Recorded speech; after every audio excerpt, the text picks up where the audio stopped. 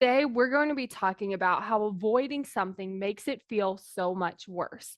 Now, you might already notice this. You might already be delaying something and have all of these judgment thoughts about you, how you should have already done it, how you're not getting to it, how you're never going to do it, like all of these thoughts that come up with that.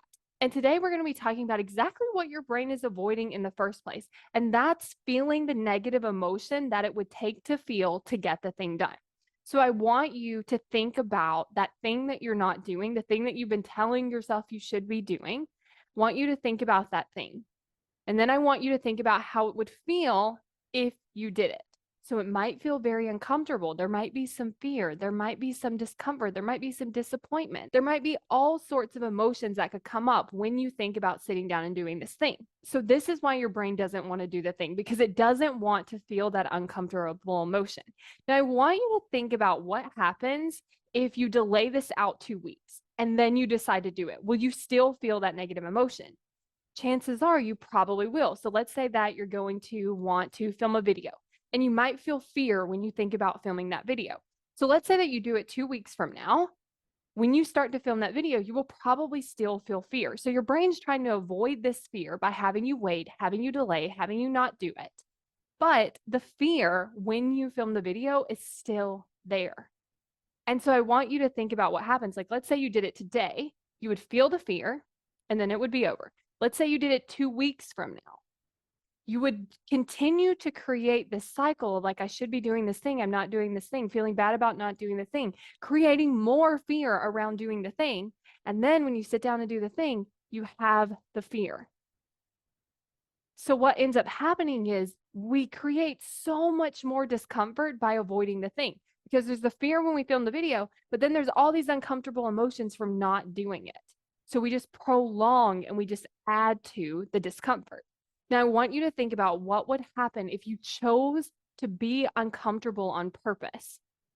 Then you could do the uncomfortable thing. You could feel uncomfortable, but you wouldn't add in all these extra layers. And I want you to think about how you might feel after you get it done. You might feel very proud of yourself. You might feel relaxed. You might feel relieved. You might feel more confident. And then from there, noticing how you get to feel better. But when we avoid the thing repeatedly over long periods of time, we have so much more negative emotion that we get to experience. Then when we do the thing, it is uncomfortable, but then after that, we feel so much better. So it can be as simple as just talking to your brain in a way that has it feel more comfortable.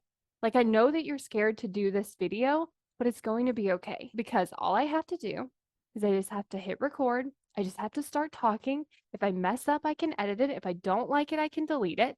But I can just start and take this one step, even while I'm feeling uncomfortable, even while I'm feeling nervous, even while I'm feeling fear. And then I can assess what I want to do after that. But when we don't do the video, when we don't feel the fear, when we try to avoid the fear, what ends up happening is we just create more fear around the thing. And then we create this judgment. And then we create this guilt or maybe shame. And then we just feel terrible about the whole thing. So the brain is trying to avoid discomfort. But when it's trying to do that, it ends up actually creating so much more. So then it's you kind of walking yourself through doing the uncomfortable thing in this like kind and compassionate and understanding way, so that you can take that action, feel uncomfortable, and then feel so much better. We all know it takes taking action to actually achieve our goals.